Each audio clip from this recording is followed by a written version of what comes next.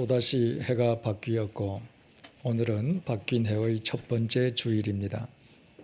약 2달 전에 방송인 이윤철 집사님과 대화를 나누는 도중에 이 집사님이 자신도 누구에겐가 들은 이야기라며 제게 전해준 오늘에 대한 정의가 제 가슴을 쳤습니다. 오늘은 어제 죽은 사람이 그토록 살고 싶어 했던 내일이라는 것입니다. 정말 그렇지 않습니까? 오늘은 어제 죽은 사람이 그토록 살고 싶어 했지만 그러나 끝내 살지 못했던 내일입니다. 그렇다면 우리는 올해도 똑같은 방식으로 정의할 수 있습니다. 올해는 작년에 죽은 사람들이 그토록 살고 싶어 했던 내년입니다. 어제 혹은 작년에 죽었던 사람들이 그토록 살고 싶어 했지만 끝내 살지 못했던 내일, 내년이 지금 우리에게 오늘, 올해로 주어진 것입니다. 이것은 어제 혹은 작년에 죽은 사람들은 다 불쌍하다는 의미가 절대로 아닙니다. 그분들 가운데에서도 주님을 믿던 사람들은 우리 인생의 궁극적 목적지인 영광스럽고도 영원한 하나님의 나라에 이미 입성했습니다. 그럼에도 오늘과 올해는 어제 그리고 작년에 죽은 사람들이 그토록 살고 싶어 했던 내일, 내년이라는 그 말이 우리의 가슴을 치는 것은 우리가 지금 맞고 있는 오늘과 올해의 중요성을 그보다 더 잘 표현할 수는 없기 때문입니다. 오늘은 어제 죽은 사람이 그토록 살기를 원했던 내일입니다. 올해는 작년에 죽은 사람들이 그토록 맞기를 소망했던 내년입니다. 그 내일과 그 내년이 우리에게 오늘과 올해라는 시간으로 주어졌습니다. 그렇다면 오늘과 올해라는 이 시간의 중요성이야 두말에 무엇 하겠습니까? 이 세상의 그 어떤 금은 보화가 이 시간보다 더 귀할 수 있겠습니까?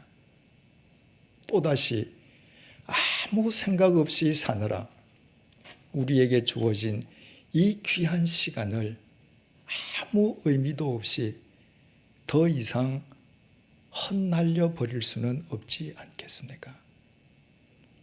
새해 벽두부터 우리 모두 우리 자신의 마음을 추스리면서 어제 그리고 작년에 죽었던 사람들이 그토록 살고 싶어 했던 내일이요 내년인 오늘과 올해를 참된 삶으로 일구리라 굳게 결단해야 되지 않겠습니까? 그러나 우리의 결단이 아무리 강해 보여도 그 유효기간은 작심삼일에 지나지 않는다는 사실을 우리는 이미 우리 삶으로 확인하고 또 잘 알고 있지 않습니까? 10여 년 전에 미국에서 기독교 계통의 교육기관을 중심으로 청소년들의 소위 혼전 순결 서약이 성행했었습니다. 혼전 순결 서약은 문자 그대로 결혼하기 이전에 성적으로 순결함을 지키겠다는 서약이었습니다. 그 이후에 존스 홉킨스 대학교 공중보건대학 로젠바움 교수는 순결 서약을 한 청소년들과 서약을 하지 아니한 청소년들을 대상으로 실제 상황을 조사하기 시작했습니다. 그리고 그 결과가 며칠 전에 언론기관에 보도되었습니다. 놀랍게도 평균 17살에 혼전 순결 서약을 했던 청소년과 서약을 하지 않은 청소년, 조사 대상으로 응한 그들 모두가 21살 이전에 성적인 경험을 가진 것으로 드러났습니다. 이를테면 혼전 순결 서약을 했다가 그 조사에 응한 청소년들 100%가 불과 몇 년 만에 자신들의 서약을 모두 헌신짝처럼 벗어 던진 것입니다. 이에 대해서 그 조사를 실시했던 로젠바움 교수는 이렇게 결론을 맺었습니다. 혼전 순결 서약 자체가 서약으로 내면화되지 못했다. 특히 성절제 프로그램에 참여하는 것 역시 그들의 행동에 아무 동기도 부여하지 못했다. 자신의 서약 앞에서 인간이 얼마나 무기력한지를 보여주는 좋은 예가 아닐 수 없습니다. 도대체 자기 입으로 서약하고 몇 해 만에 그 서약을 벗어던진 그들이 누구입니까? 바로 우리 자신들의 모습입니다. 해마다 결단은 하면서도 결단한 대로는 절대로 살지 못하는 우리 자신들 말입니다. 그렇다고 결단이 전혀 무의미하다거나 불필요한 것은 결코 아닙니다. 결단할 줄도 모르는 인간에게는 기대할 것도 없습니다. 우리는 새해를 맞이해서 우리에게 주어진 올해라는 이 귀중한 시간을 참된 삶으로 일구리라 굳게 결단하면서도 그와 동시에 겸손하게 성령님의 도우심과 인도하심을 구하지 않으면 안 됩니다.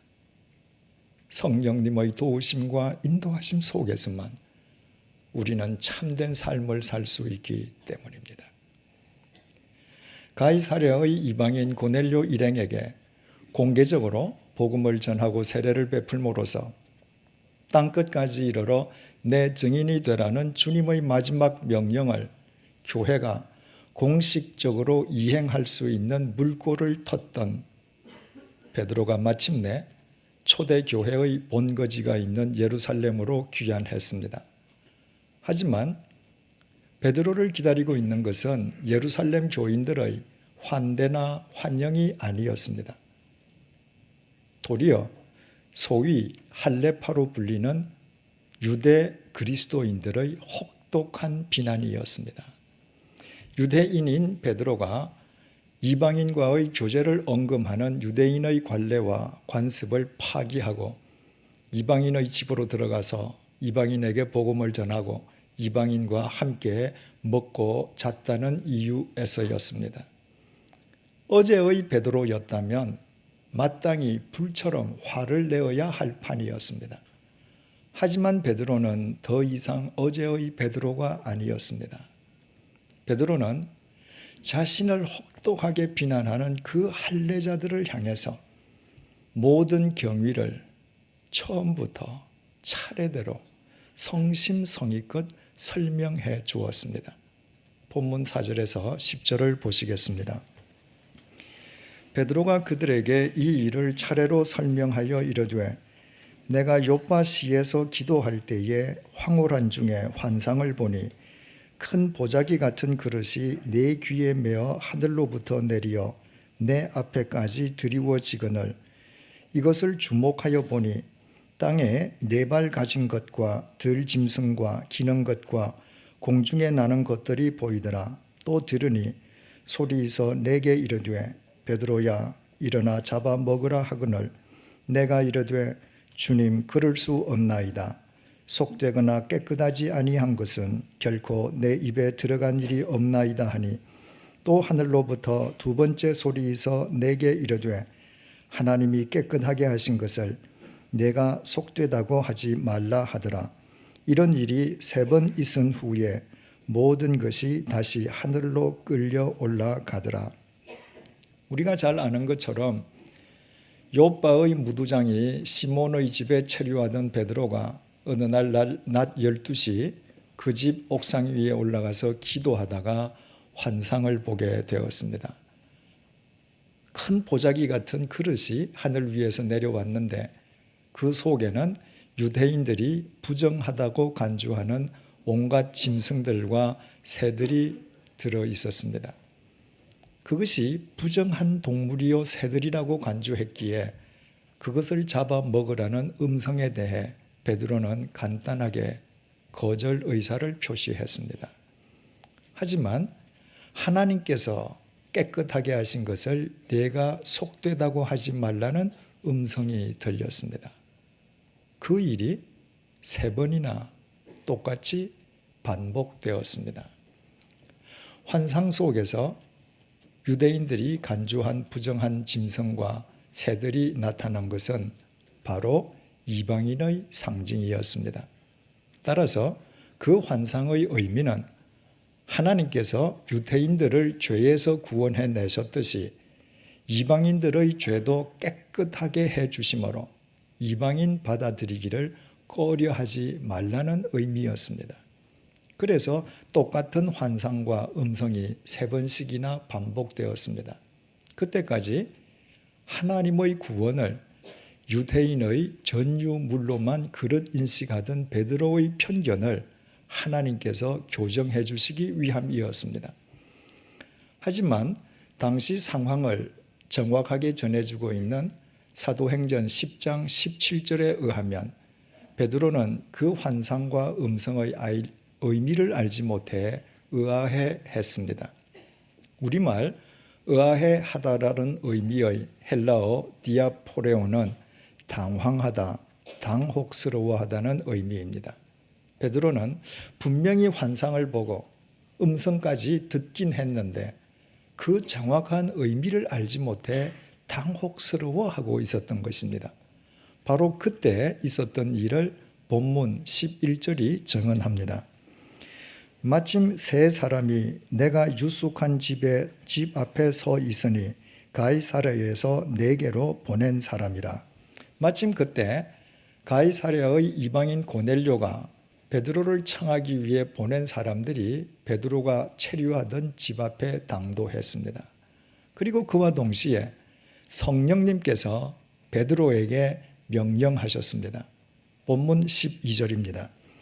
성령이 내게 명하사 아무 의심 말고 함께 가라 하심에 이 6 형제도 나와 함께 가서 그 사람의 집에 들어가니 성령님께서는 베드로가 결코 오해할 수 없는 분명한 말씀으로 베드로를 찾아온 사람들을 아무 의심하지 말고 따라갈 것을 명령하셨습니다. 베드로는 그 성령님의 명령을 쫓아서 가이사랴의 이방인 고넬료의 집을 찾아갔습니다. 자신의 집에서 베드로를 맡게 된 고넬료는 베드로에게 이렇게 말을 했습니다. 본문 13절에서 14절 내용입니다. 그가 우리에게 말하기를 천사가 내 집에 서서 말하되 내가 사람을 요빠에 보내어 베드로라 하는 시몬을 청하라. 그가 너와 네 온 집이 구원받을 말씀을 네게 이르리라 함을 보았다 하거늘. 고넬료는 자신이 사람을 보내어서 일면식도 없던 베드로를 청하게 된 까닭은 자신이 기도하는 중에 천사가 그렇게 하도록 지시했기 때문임을 밝혔습니다. 그 말을 들은 베드로는 아무 거리낌 없이 이방인 고넬료 일행에게 하나님의 말씀, 복음을 전하기 시작했습니다. 15절을 보시겠습니다. 내가 말을 시작할 때에 성령이 그들에게 임하시기를 처음 우리에게 하신 것과 같이 하는지라.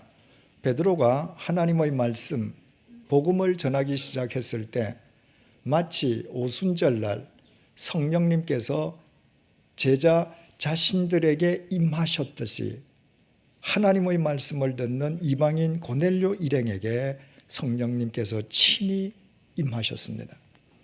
그 사실을 확인한 베드로는 주저없이 이방인인 고넬료 일행에게 세례까지 베풀었습니다. 이상과 같은 베드로의 설명을 한마디로 요약하면 그 모든 일은 성령님께서 행하신 일이라는 것이었습니다. 가이사라에서 기도하는 이방인 고넬료로 하여금 가이사라에서 무려 50km나 떨어진 요빠에 있는 단 한 번도 만난 적이 없는 베드로를 청하게 하신 분도 성령님이셨고, 요빠에서 기도하던 베드로가 환상을 보고 자신을 찾아온 사람을 아무 의심 말고 따라가도록 명령하신 분도 성령님이셨고, 베드로가 유대인의 관습과 관례를 깨트리고 이방인 고넬료의 집을 찾아가서 공개적으로 이방인 고넬료 일행에게 복음을 전하게 하신 분도 성령님이셨고, 베드로의 입을 통해 나오는 하나님의 말씀을 듣는 이방인 고넬료 일행에게 친히 임하신 분도 성령님이셨고, 그 광경을 본 베드로로 하여금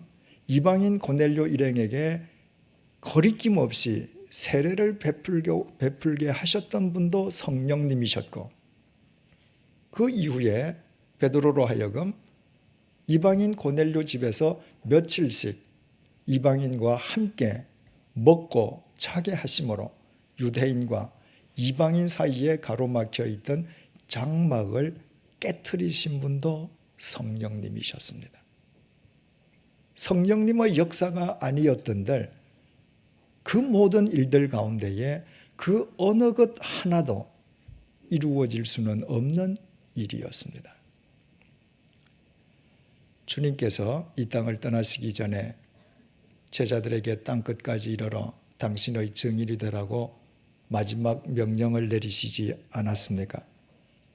베드로인들 왜 주님의 마지막 명령을 쫓아 살겠다고 결단하지 않았겠습니까?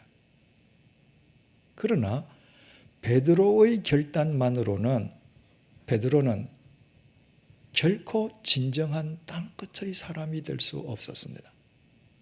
베드로는 땅끝이 이방인을 의미한다는 것조차 깨닫지 못했기 때문입니다. 베드로는 오직 성령님의 인도하심과 도우심 속에서 진정한 땅끝의 삶을 시작할 수 있었습니다. 만약에 베드로가 성령님의 인도하심을 쫓지 않았더라면 베드로가 살아생전에 수십 번 새해를 맞았다 해도 베드로는 갈릴리의 무식한 어부 베드로를 절대로 탈피하지 못했을 것입니다. 올해 우리 교회의 표어는 구약 성경 스가랴서 4장 6절을 토대로 한 오직 나의 영으로입니다. 만군의 여호와께서 말씀하시되 이는 힘으로 되지 아니하며 능력으로 되지 아니하고 오직 나의 영으로 되느니라. 우리는 사흘 전 신년 영시 예배 시간을 통해서 본 구절의 의미와 역사적인 배경에 대해서 상세하게 생각해 보았습니다. 예루살렘 멸망으로 바벨론의 포로로 끌려갔던 유대인들이 본토인 예루살렘으로 되돌아와서 제일 먼저 시도했던 것은 무너진 예루살렘 성전을 재건하는 것이었습니다. 하지만 예루살렘을 장악하고 있던 이방 집단과 혼혈 세력의 집요한 방해 공작으로 예루살렘 성전 재건 공사는 겨우 기초만 닦은 뒤에 무려 16년 동안이나 중단되어야만 했습니다. 시리에 빠져 있는 유대인들 가운데에 예루살렘 성전이 재건될 수 있으리라고 생각하는 사람은 아무도 없었습니다. 그때 하나님의 말씀이 선지자 스가랴에게 임했습니다. 인간의 힘이나 인간의 능력으로는 불가능해도, 인간의 군대와 인간의 권력으로는 불가능해도 하나님의 영, 성령님은 반드시 하실 수 있다는 것이었습니다. 그리고 그로부터 4년이 지난 주전 516년, 모든 사람들이 불가능하리라고 여겼던 예루살렘 성전은 마침내 재건되었습니다. 하나님의 영이신 성령님께서 행하신 일이었습니다. 2516년 전 예루살렘에 재건되었던 그 성전은 단지 돌과 나무로 지어진 당시의 건축물만을 의미하지 않는다고 했습니다. 그것은 예수 그리스도 안에서 하나님의 성전으로 부르심을 받은 우리 자신을 일컫습니다. 우리의 결단만으로는 올해 역시 작심 3일로 끝날 수밖에 없지만 오직 성령님께서는 우리가 결단한 대로 살 수 있도록 우리를 도우실 수 있고 또 우리를 바로 세우실 수 있습니다. 그뿐 아니라 그 성전은 우리를 통해 바로 세워져야 할 우리의 가정과 일터요, 이 땅의 교회와 이 나라라고 했습니다. 우리는 사상 유례 없는 세계적인 경제 위기 속에서 올해를 맞았습니다. 그러나 아무리 이 세상의 위기가 우리 삶의 근간을 뒤흔든다 할지라도 성령님께서는 우리의 가정과 우리의 일터를 반드시 지키시고 세우실 수 있습니다. 이 땅의 교회가 아무리 타락하고 부패했다 해도 성령님께서는 반드시 당신의 교회를 재건하실 수 있습니다. 이 나라의 정치 지도자들이 아무리 한심해도 성령님께서는 이 나라를 반드시 새롭게 하실 수 있습니다. 성령님께서는 천지를 창조하신 전능하신 하나님의 영이시기 때문입니다. 그래서 우리가 그 성령님에 대해 깨어있는 성령의 사람으로 살아가는 것이 중요합니다. 성령님께서 가이사라에서 기도하던 이방인 고넬료로 하여금 요바에 있는 베드로를 청하라는 천사의 음성을 듣게 하셨습니다. 성령님께서 가이사라에서부터 50여 킬로미터 떨어져 있는 요바에서 기도하던 베드로로 하여금 환상을 보게 하시고 베드로를 찾아온 사람을 의심 말고 따라갈 것을 명령하셨습니다. 성령님께서 베드로의 입을 통해 나오는 하나님의 말씀을 듣던 이방인 고넬료 일행에게 친히 임해 주셨습니다. 이처럼 우리가 성령님 앞에 깨어있는 성령의 사람이 된다고 하는 것은 바로 말씀과 기도의 사람이 되는 것을 의미합니다. 지난 성탄 축하 예배 시간에 시인 정현종 선생님의 시 방문객의 앞부분을 소개해드린 적이 있습니다. 그 시의 전문이 이렇습니다. 사람이 온다는 건 실은 어마어마한 일이다. 그는 그의 과거와 현재와 그리고 그의 미래와 함께 오기 때문이다. 부서지기 쉬운, 그래서 부서지기도 했을 마음이 오는 것이다. 그 갈피를 아마 바람은 더듬어 볼 수 있을 마음, 내 마음이 그런 바람을 흉내낸다면 필경 환대가 될 것이다. 바람의 특징은 모든 것을 쓰다듬고 어루만진다는 것입니다. 우리는 단지 길을 걸어갈 뿐이지만 바람은 우리가 걷는 길을 그 길 위의 풀과 돌멩이와 행인을 그 길 옆의 논과 밭과 집들을 길 건너편의 강과 그 건너편의 산 속의 나무와 숲을 모두 쓰다듬고 어루만지며 지나갑니다. 우리가 한 사람을 만난다고 하는 것은 그 사람의 과거와 현재와 미래를 만나는 것인 동시에 바로 그 사람의 마음을 만나는 것입니다. 그때 우리의 마음이 내가 만나는 사람의 마음을 모두 쓰다듬어주고 어루만져줄 수 있는 바람이라면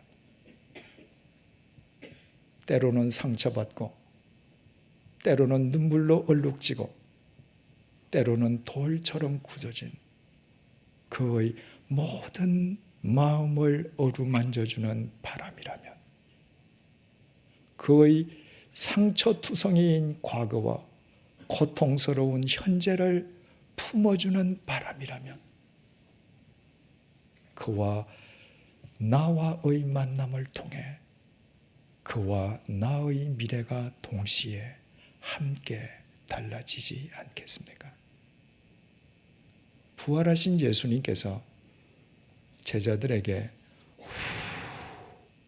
당신의 숨을 내쉬시면서 성령을 받으라고 말씀하셨습니다. 성령이란 말의 본뜻이 하나님의 숨결, 하나님의 바람이기 때문입니다. 성령님은 하나님의 바람입니다. 그래서 우리가 하나님의 말씀을 묵상할 때, 하나님 앞에 무릎 꿇고 기도할 때 하나님의 바람인 성령님은 상처투성이인 우리의 마음을, 우리의 과거와 현재를 고스란히 쓰다듬어 주시고 어루만져 주십니다. 성령님은 하나님의 숨결입니다. 그래서 우리가 하나님의 말씀을 묵상하고 하나님 앞에 무릎 꿇고 기도할 때 하나님의 숨결이신 성령님은 하나님의 생명의 숨결로 돌처럼 굳어진 우리의 마음을 소생시켜 주십니다. 우리의 현재와 과거는 말할 것도 없고 미래까지도 성령님에 의해 새로워지는 까닭이 여기에 있습니다. 그뿐만이 아닙니다. 성령님은 하나님의 숨결이라고 했습니다. 그래서 우리가 하나님의 말씀을 묵상하고 하나님 앞에 무릎 꿇고 기도할 때 하나님의 숨결이신 성령님께서는 우리로 하여금 하나님의 숨결로 호흡하도록 우리를 도와주십니다. 성령님은 하나님의 바람이십니다. 그래서 우리가 하나님의 말씀을 묵상하고 하나님 앞에 무릎 꿇고 기도할 때 하나님의 바람이신 성령님께서는 우리의 영으로 하여금 영이신 하나님을 쓰다듬고 어루만질 수 있고 속속들이 알 수 있도록 우리를 도와주십니다. 성령님은 모든 것, 곧 하나님의 깊은 것까지도 통달하시느니라. 고린도전서 2장 10절 말씀처럼 성령님께서는 하나님의 바람이요 하나님의 숨결이시기에 하나님의 가장 깊은 흉중까지도 정확하게 아시기 때문입니다. 그래서 우리가 말씀과 기도 속에서 성령님 앞에 깨어 성령의 사람으로 살아갈 때 우리의 삶은 날로 새로워지고 날로 굳건해지지 않을 수 없는 것입니다. 개역 성경으로 우리 성경은 신구약을 합쳐서 총 1754페이지로 구성되어 있습니다. 현재 우리가 사용하고 있는 개역 개정판 성경 역시 페이지 수 많은 개역 성경의 페이지를 그대로 따르고 있습니다. 올 1년 동안 우리 모두 개역 성경의 페이지를 따라서 하루에 5페이지씩 하나님의 말씀을 먹읍시다. 그러면 올해로 우리는 성경을 한 번 완독하게 될 것입니다. 그와 동시에 올 1년 동안 우리 모두 기도의 사람으로 살아가십시다. 매일 새벽마다 열리는 새벽 기도회는 침묵의 기도 시간입니다. 화요일 오전에 열리는 중보 기도 모임은 타인과 민족과 나라와 세계를 위해 기도하는 시간입니다.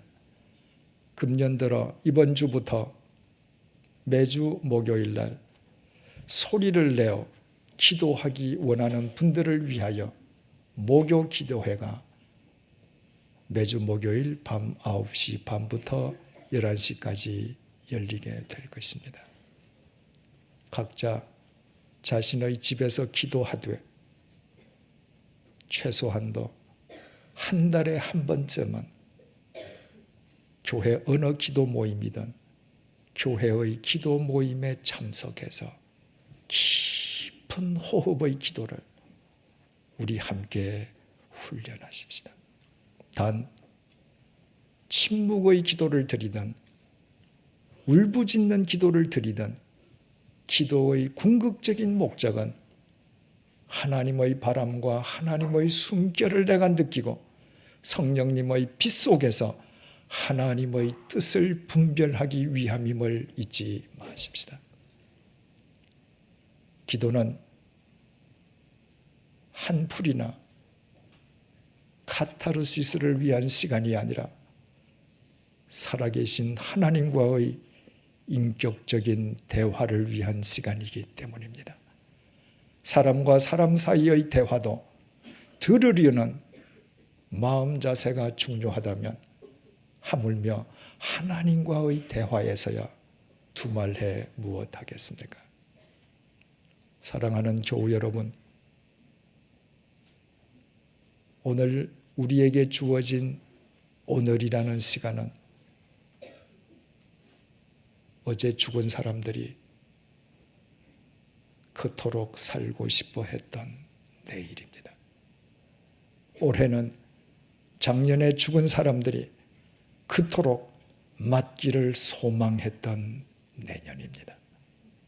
이 귀한 오늘과 올해를 더 이상 무의미하게 내던지는 어리석은 자가 되지 마십시다. 우리 모두 기도와 말씀 속에서 성령님 앞에 깨어있는 성령의 사람으로 살아가십시다. 비록 우리 자신에게는 우리 자신을 바로 세울 수 있는 힘과 능력이 없을지라도 성령님께서는 우리의 올해를 반드시 새해로 엮어 주실 것입니다. 세상의 위기가 아무리 우리를 흔들어도 성령님께서는 우리를 통해서 우리의 가정과 일터, 이 땅의 교회와 나라를 반드시 새롭게 해 주실 것입니다. 그 성령님께서 지금 우리 가운데 임해 계십니다. 기도하시겠습니다.